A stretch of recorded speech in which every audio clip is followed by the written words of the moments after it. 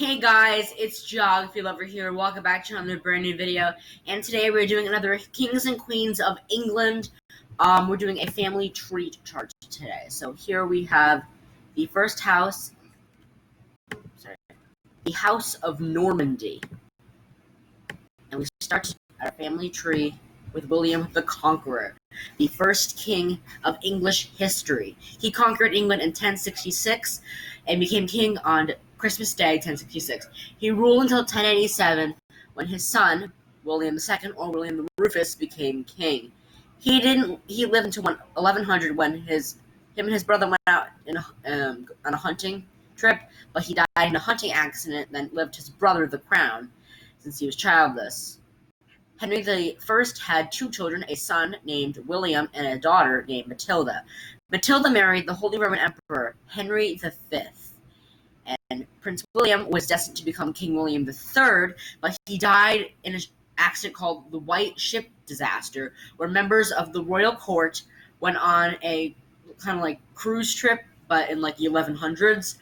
Unfortunately, this left Matilda, the only child left of King Henry I of England. When he eventually died in 1135, it went to his nephew, Stephen, and that established a new house, the House of Blois, after his father, who was not shown on this chart. His mother was Della, who was another descendant of William the Conqueror, so it was really his nephew.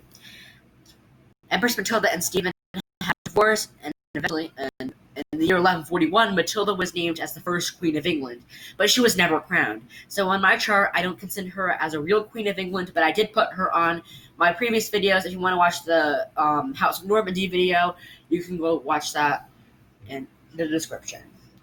After Stephen's death, he had no living children. After his own son Eustace died suddenly, he had enough, and he named his nephew, Empress Matilda's son, Henry, as his heir, and he died. This established a new house, the House of Plantagenet. Now, Henry II had three sons that we don't care about. He had four sons, but Richard I, Geoffrey, and John. After Henry II's death, caused by his sons, because they turned against him, it went to his eldest son, Richard, his second eldest son, because his eldest son, Henry, died, but his second eldest son, Richard, who became King Richard I, as he's very well known in the Robin Hood stories. He only ruled for 10 years, but spent 6 months in England. It went to after his death, he had no living children, so the crown went to his younger brother, John. John, really, it was supposed to go to his nephew, Arthur, but John had his nephew murdered. Lion King, anyone? Anyway, after John's death, it went to his young son, Henry, who became king at the age of 9. Then it went to Edward I, his son, and then to Edward II. Edward II was killed by his wife, Isabella of France, who put his young 15-year-old son on the throne, Edward III. And Edward III was a very famous monarch of England at that time, the long reign of 50 years. He actually outlived his two oldest sons, so went to his eldest grandson, Richard. But after Richard's death, it went to his cousin. Henry seized the throne and killed Richard. Henry died in 1413, leaving the crown to his son, who went to the war in France and married Catherine of Valois, which she's not shown on this chart. But he married a French princess and had a son named Henry again. He became king, but he had some signs of madness, as his uncle Charles VI of France, some symptoms like he did, and the throne was seized by his cousin Edward IV, who became his third cousin, Edward IV. But he died in 14. He actually gained the throne back for a year. Then Edward won it back. Established a new house, the House of York, and they were the House of Lancaster. So Edward IV's reign, he died in 1483, leaving the crown to his son, but his uncle seized the throne and became King Richard III. He is known as one of the most evil kings in English history.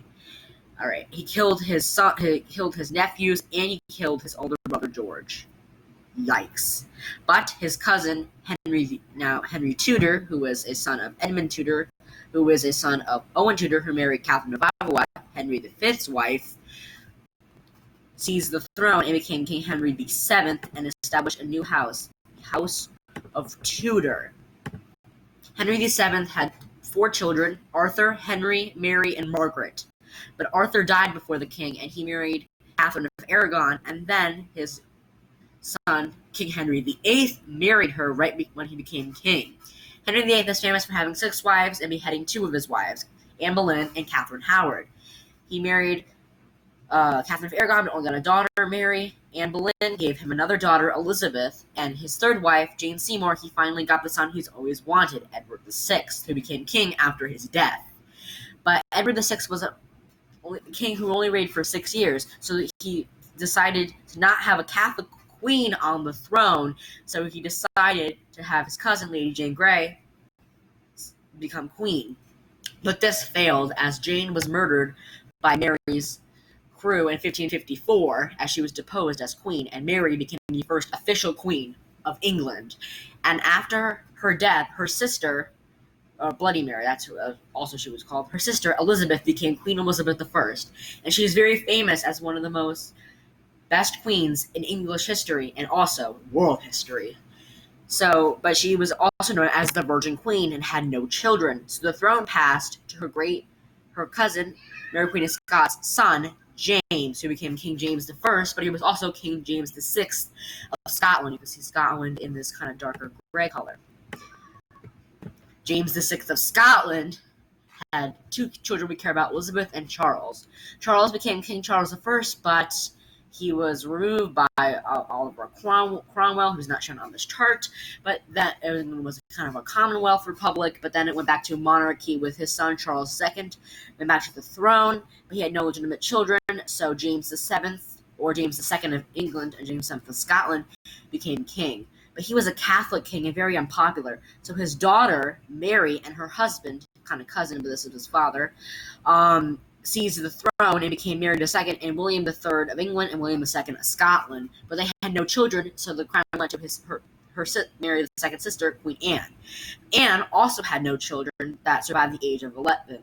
So the throne went all the way to her cousin, Sophia of Hanover, who had a son, George, who became a new king and established a new house, the House of Hanover. These all were Stuart monarchs. George I had a son who became George II, and he had a son. Oh, that's actually 1727 on there. Sorry for the error. Frederick had a son named George III. George III had 3 sons, actually 4, but one of them died before the king. So George IV, and then William IV, and then through his younger son Edward, we get Queen Victoria, who was a very famous queen. She had a nice long reign of 64 years. Her son Edward VII became king, and then George V. And then his first son, Edward VIII, became king, but he married an American divorcee, Wallace Simpson, and left the throne. But then his younger brother George became King George VI. His younger brother Albert became King George VI in 1936 and had to oversee World War II. And he actually established a new house. The House of Windsor was his father. He established a new house. And his daughter is the current Queen, Elizabeth II. Thank you guys for watching this video. We will also be doing a Lake Compounds vlog on Wednesday, so stay tuned for that. If you want to watch another video, click right here, and subscribe, click right here. Thank you guys so much for watching.